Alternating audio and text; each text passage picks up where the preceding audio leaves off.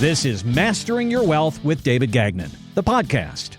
The tax proposals that were part of President Trump's big, beautiful bill, they are now law.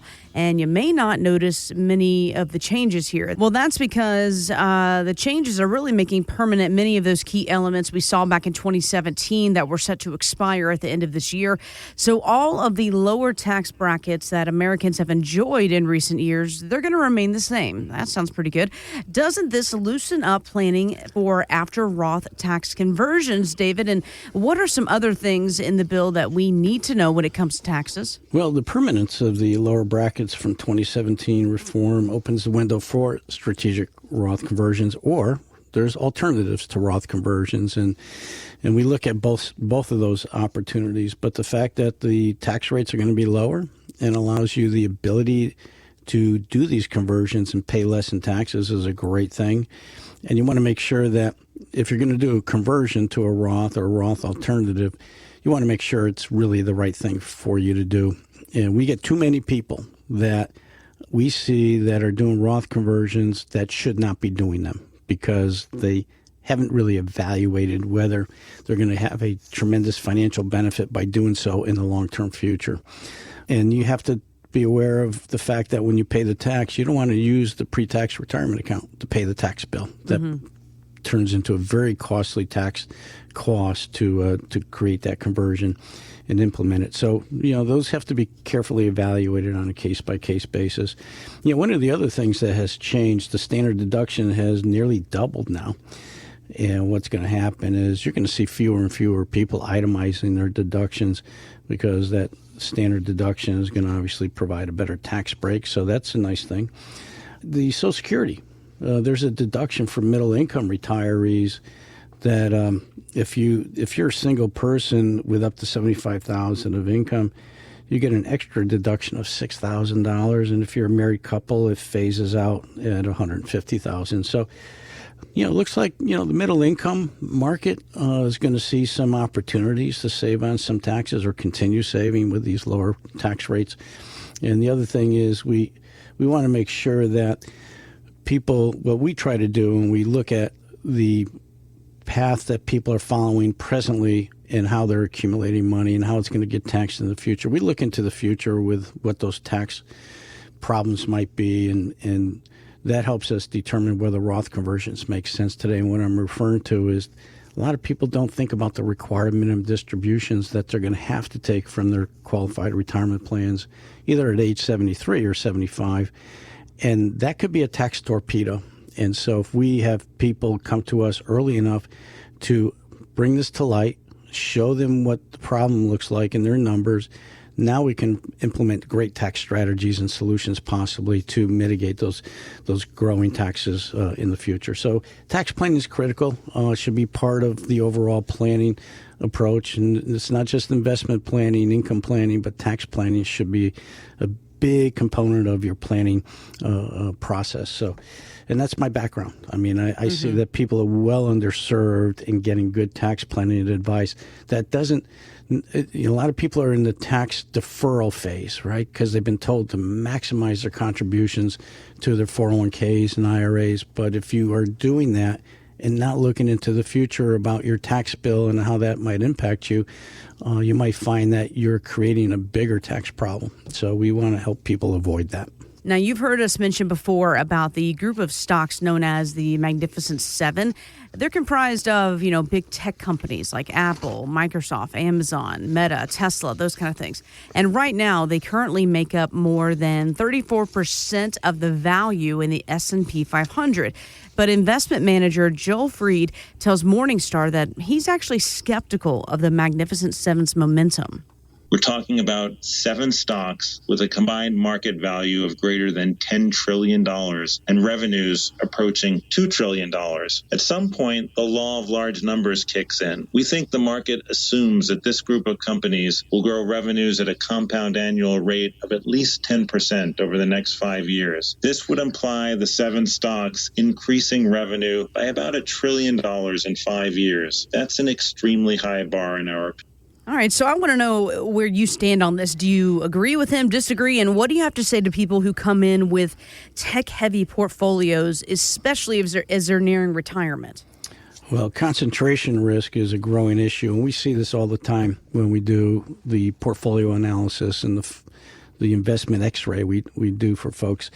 And what we find almost across the board is the fact that people have very little diversification. They're too heavily weighted in areas like this where you have a high concentration in equities that are limited in number. And when we do the analysis, what we're seeing is they're taking on a lot of volatility. They're taking on a lot of risk. They're getting, in many cases, decent returns, some not so good. And we just did a portfolio analysis last week for a couple, and what we evaluated and were able to share with them was that based on what they were invested in, they were at a level of risk that was too significant because they were ready to retire and they wanted to retire in a couple of years. And when we showed them how a professionally managed program using proactive management and some techniques that we use to scale back volatility and increase yields, we showed them that we were able to reduce their risk by 59% and increase their yields by 39%. So think about that. That's a huge turnaround in comparing their risk versus professional management and having steadier returns, because you're going to have more income and you're going to have more wealth accumulation if you can design a customized portfolio that's consistently earning a competitive return, and it eliminates those big dips in the market. And because when you lose value in the market, and think about where we are today, right? We're at all-time highs. And there are a lot of people very vulnerable to a potential market correction if it happens. And if they're really close to retirement, that might change their ability to retire or live the lifestyle they would desire to have in retirement if they have a significant loss in their portfolio. So we show people how to have airbags on their money, protect that from happening, and give them insight as to how they're truly invested and whether, in fact, they're truly diversified, because there are so many different asset classes to invest your money, along with investment management strategies and techniques. And you always want to pair that with ways to try to implement tax planning strategies to reduce taxes and be more tax efficient. And so we do see too many people that have a concentration of risk in very few companies, and they think that being in the S&P, they're really diversified, when in fact, as we just heard, there's 7 companies that make up a high percentage of the S&P. And technologies can make you a lot of money, but they can lose you a lot of money when the times really go south on you. And it's something that people, I think, need better clarity about their investments. They need to understand what they own, how it could react in a market correction, and what returns they're actually getting, and the fees they're paying. I ran across a recent survey from New York Life that found that only about 15% of folks out there plan to use a financial advisor. Why, you ask? Well, here are some of the most common reasons, or if you ask me, some common excuses here. Number one, finding someone they can trust, right? That's a big deal. This is easily one of the most important decisions you're ever going to make. Number two, cost. Number three, they feel that they can do it themselves. We are part of that do-it-yourself mentality today. Number four, they don't want to give up control of their money. Number five, of course, I had a bad experience in the past. So they think, oh, all financial advisors are like this. And of course, last but not least, fear of judgment. So, David, again, you've been doing this for nearly 40 years. I know you've seen all the excuses come and go. Talk to me about this. Well, I think the important thing is if somebody's working with somebody that's going to advise them about what to do with their money, they have to understand the type of advisor they are. Are they a comprehensive advisor that can actually look at the big picture and help work out the best decisions in all the different areas to optimize your resources, whether it's Social Security claiming optimization strategies, pension, income planning, tax planning, healthcare planning, estate planning. There's all types of areas that impact your finances that are going to be part of your planning going forward.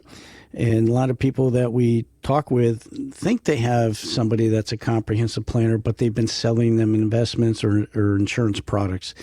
And when I asked them, why did they reach out to us? Because we get a lot of calls from people that are seeking our help. They're not getting answers to these questions. They're not having help in developing a strategic plan design. And then when we actually do the analysis, we find that their investments are in the wrong places for what they need to achieve going forward, because the plan that we design and evaluate of what they're presently doing and what they want to happen in the future just doesn't line up. And I think it's important that you find an advisor that is creating value. And a good advisor is going to create a tremendous amount of value beyond what their focus is on that initial investment that they put you in. And if they can show you ways to reduce your tax bill in the future and give you tax planning advice, and that is another area where we get a lot of calls on, is that subject alone. I'm really curious as to whether I have the ability to reduce my taxes in the future, because my current advisor won't answer or can't answer those questions. And so it's important to understand what you're paying in fees to anybody. But if you're working with somebody that you are paying a fee to, and they're creating so much value in all these different areas of making good decisions on your money, they're going to create a lot better results with a higher probability of success going forward in your planning. I had a gentleman that came to us a few years back. He was about 10 years away from retirement. He was 55, and he was a do-it-yourselfer type person. He had all his money in qualified retirement accounts, and he wanted to really plan to retire in 10 years, and he just happened to want to he felt he wanted a second opinion on whether he was doing things right. And when we forecasted out what his requirement and distributions were going to do to his future as far as tax costs, first he wasn't aware of it. He didn't even know he wasn't aware of the fact that he's going to have to take a minimum amount out of his qualified plans. And when we showed him what he needed to live on, and we stress tested it for different levels of inflation and what taxes he was going to pay, and he would be receiving a pension in retirement along with Social Security, we showed him that he was going to be forced to take in more than $100,000 per year above what his spending goal would have been in retirement. Now, that was going to be a growing tax problem. So what we were able to do when we were able to identify this potential tax expense, we were able to start restructuring how his money was allocated in different tax types. So we did some Roth alternative conversions. We restructured things in a more tax-efficient way so that he was going to minimize or lower those RMDs in the future and have more money in a tax-free area growing and compounding for the rest of his life. And so because he came to us earlier in the game, he wasn't caught in a corner like most people are, where they've been doing something in how they were saving their money in all these years because they were following the masses of advice. Everybody's being told to max fund your 401ks, and it's all on the pre-tax side. And they have been never really told about the RMD problem. So what we are able to do is look into the future with what anybody's doing today, identify these problems, and the younger we figure these things out for somebody, the better the solutions are going to be and the results, because now you're taking advantage of better financial decisions and better strategies to take advantage of compounding those better results and decisions over time. So at the end of the day, we're able to show him in the future, if he implemented the tax strategy, we're going to save him about $1.4 million in taxes and have a bigger estate or more spendable income along the way. These are people that really should come to us sooner rather than later so we can identify these problems that might lie ahead and offer better solutions and actually have them in a better position to meet their financial objectives in retirement. For more details or to sit down with David for your complimentary financial GPS, visit masteringyourwealthradio.com. brookstone.com. Investment advisory services offered through Brookstone Wealth Advisors, LLC, BWA, a registered investment advisor and an affiliate of Brookstone Capital Management, LLC. BWA and First Financial Planners are independent of each other. Insurance products and services are not offered through BWA, but are offered and sold through individually licensed and appointed agents. Information provided is not intended as tax or legal advice and should not be relied on as such. You are encouraged to seek tax or legal advice from an independent professional. Any comments regarding safe and secure products and guaranteed income streams refer only to fixed insurance products. They do not refer in any way to securities or investment advisory products. Fixed insurance and annuity product guarantees are subject to the claims-paying ability of the issuing company and are not offered by Brookstone. David Gagnon and First Financial Planners are not affiliated with nor endorsed by the Social Security Administration or any other government agency. Registered investment advisors and investment advisor representatives act as fiduciaries for all of our investment management clients. We have an obligation to act in the best interests of our clients and to make full disclosure of any conflicts of interest. Please refer to our firm brochure of the ADV 2A Item 4 for additional information.